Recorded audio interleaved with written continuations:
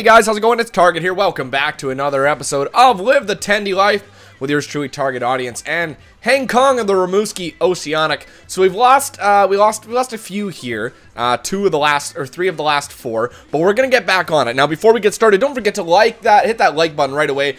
Subscribe if you haven't done already, and comment as we go. And follow me on Twitter at TargetAud18. All right, the link is, I don't know if I have a link down below. Do I? Yeah, whatever. Anyway, we're playing this game. But you'll see in the bottom left corner, that's my Twitter handle. People didn't know it was there, but it is there. It's there. I know. Go check me out. I love Twitter, and maybe that's what we'll talk about in this episode is Twitter. First things first. Well, I guess not first things first. For those of you that aren't on Twitter already, get there. I mean, I'm there, for God's sake. But, I mean, I used to be in the boat where didn't like Twitter. Didn't make sense to me. I had Facebook, so what do I need Twitter for? Facebook is pretty much the same thing. Twitter's just a bunch of status updates, right? Exactly. But that's exactly what it is. But and then because it's just that, it's better. It's simpler. It keeps everything organized. You get quick little tidbits of information, which is really nice for keeping track on trades and stuff like that. Hold on. Oh my God, I was there. I guess I should have pinned the post. What a pass. What a pass, Anthony Duclair, you son of a bitch. Oh, man. Of course, Duclair, 27th goal of the year. Holy. I guess I should have pinned the post. Did not get the post pinned. Ah, damn it. I was so close to covering that. But, yeah, basically, it's the best way to get those little tidbits of information, find out more about your team, things like that. You get a lot of behind-the-scenes stuff from a lot of editors and hockey insiders, and that's what I like to do is... Oh, what a goal by Morin! There's another! Look at that, trading goals, Team Canada teammates, Morin and Duclair, Anthony Duclair. But, so yeah, so I was really, reluctant to get a Twitter account, and then I did, and I saw it was the advantage to it after a while. What was all the hype? I figured it out, and I'm totally hooked on it now. And the reason why I use Twitter, and I tell people to use Twitter if you want to chat with me, is because it's more accessible. All right, I'm on Twitter way more often than I'm on YouTube, and the reason being is if you respond to a comment, hold on. Hold on. There we go. The way if you respond, when it comes down to responding to comments and making comments, Google decided that, or YouTube, that's Google. Google is YouTube, for those of you that aren't aware at this point. That decided that what you had to do was, or what they had to do was make a new platform to make comments, and they called it Google Plus. And it's so stupid. So Google Plus is linked into YouTube, which I can understand what they're trying to do, but the problem is if there's a comment on a feed that was made through Google Plus, then you cannot respond to it in YouTube. The only place you can actually respond to it in is Google Plus, and Google Plus notifications are one of the most annoying, frustrating, clumsy systems I've ever seen. It's an absolute joke. There, hold on to that one. It's an absolute joke. Absolute joke. Probably one of the dumbest pieces of software I've ever seen, or whatever you want to call it, online software. It's brutal. It's brutal. It's so uninteractive. So I can respond to comments, hold on, made initially on YouTube. So if you make a comment on the YouTube page, or you're in on your phone or your iPad and you make a comment on it, then it automatically goes onto YouTube. But if somebody responds to that comment from their account, that then becomes Google Plus, and it's an absolute joke.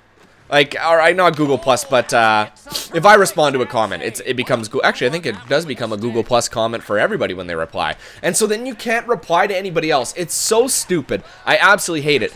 So that's why you guys say like, hey, you read YouTube comments, do you? Blah blah blah. I do read the comments, and yes, from time to time I get on there and I try to respond to you guys, let you know that I am watching and I am reading those comments. But Twitter, for those of you that have followed me on Twitter, you guys know that I'm quite interactive. I favorite your tweets, I retweet them if I like them, I respond a lot. I love to interact with my fans, and YouTube just does not provide me with a very friendly place to do so.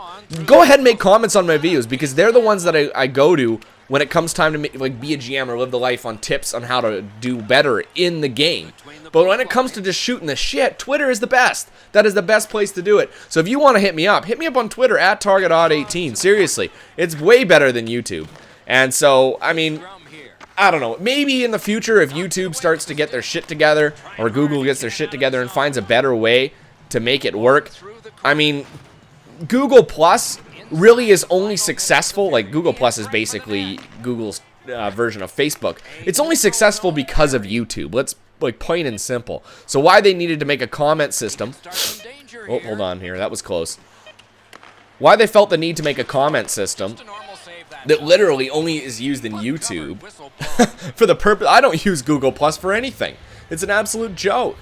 But anyway, that's like 5 minutes of rambling on Google Plus, which is more than that software is worth. But Twitter, man, that's the best place to go. I mean, four shots on, 3 saves, not bad, I guess. We could be better. So anyway, that's enough Google Plus. But Twitter for sure, absolutely. Check me out on Twitter. What can we talk about? Canada winning winning the World Juniors. That was quite the feat. For hockey fans around the world, everybody wants to see Canada lose, except for the Canadians. They hate Canada. And the reason why they hate Canada is because they win.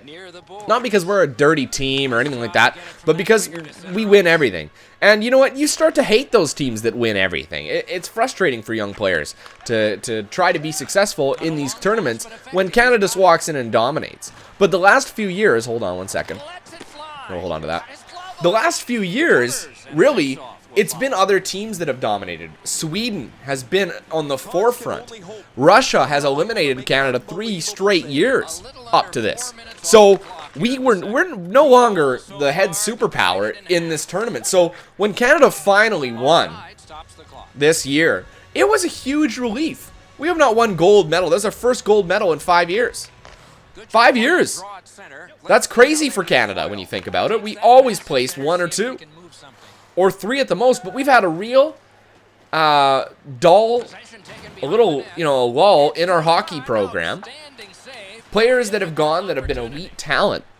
But I don't think that we've ever had really the right combination. This year, they found the right combination of players, in my mind. You got that one of my favorite lines to see out there, or here's Drahal, was Nick Ritchie, Lawson Krause, and, what the hell's his name? Oh, look at that shot. Nick Ritchie, Lawson Krause, and Frederick Gauthier from the Rimouski Oceanic. That was one of my favorite lines to watch, because they would get out there, and they'd wear teams down with their physical play. And then what would happen was you'd get the Domi, Duclair, and Reinhardt line out, and they would just they would just walk all over them after everybody's all tired. It was great to see. Absolutely fantastic hockey played. And then you had another offensive line in Connor McDavid, Curtis Lazar, and whoever they were pinning with them. They had Patan on there at one point. They had a couple different players cycling in and out of that line. But, oh, look at this. Ah, jeez. There we go. Do our part to clear it out. But that was an entertaining line, that Krause, Lawson Krause, Frederick Gauthier, and Nick Ritchie. So that was it was a great year. Goaltending was probably one of the best we've seen in a long time. Ty Comrie and Zach Fucale both had phenomenal tournaments. They got a couple unlucky bounces, but for the most part, they played a really solid tournament. And that's what you need. You need that goaltending. I mean, up until the gold medal game, Zach Fucale had like a .982 save percentage, 2 shutouts. Like, it was crazy. 2 shutouts and only let in 1 goal in one of the games. Oh! Oh, man, I thought that was going in. That was an absolutely fantastic opportunity. Point to point. Oligny for the point. Oh, big save there. So, yeah, it was a great tournament from the Canadian side. The Americans, with Jack Eichel out so early, it kind of sucked. The hockey world is actually blaming the management staff who assembled the team for their lackluster production, saying that they didn't put together the right players like Canada did. Good save with a pad. Canada put together the right players. USA did not. And for them to get eliminated by the Russians, I was so surprised. I thought that the United States and Canada would be in the final this year. Or US, or not US, yeah, or Canada and Sweden, even. Sweden eliminated by the Russians. You know, it was an unbelievable tournament that had, it really, I don't know, it just, there's usually a hierarchy of teams, and you establish that hierarchy in the round robin. There may be one sleeper, but I don't think you could even consider Russia a sleeper. I think that you could say they're a contender.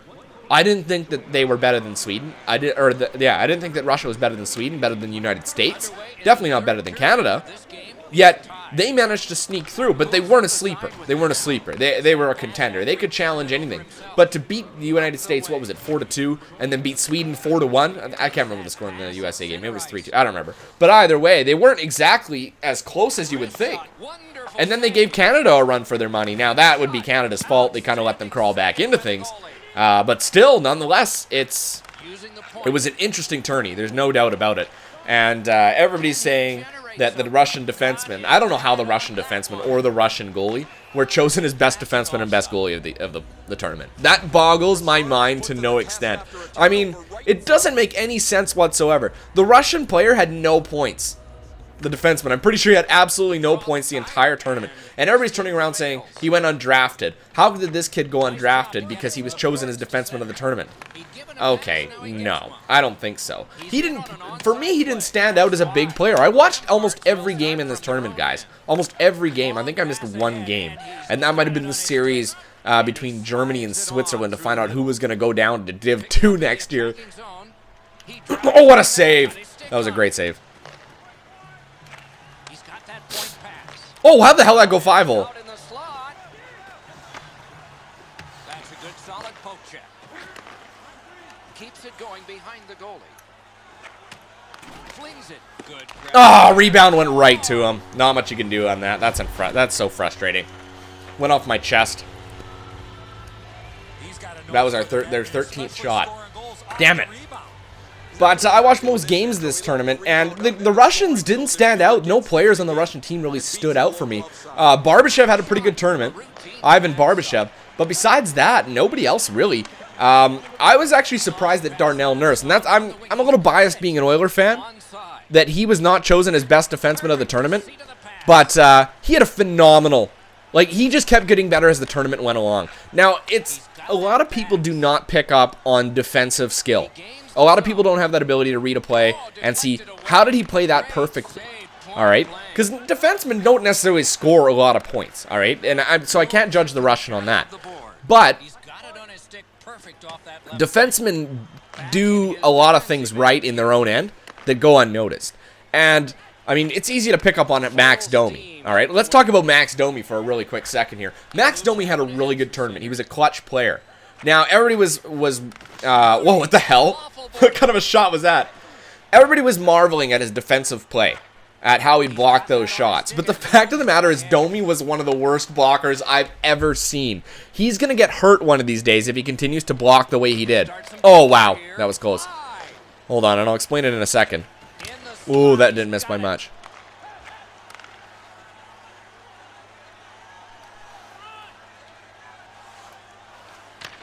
There you go. There's your save.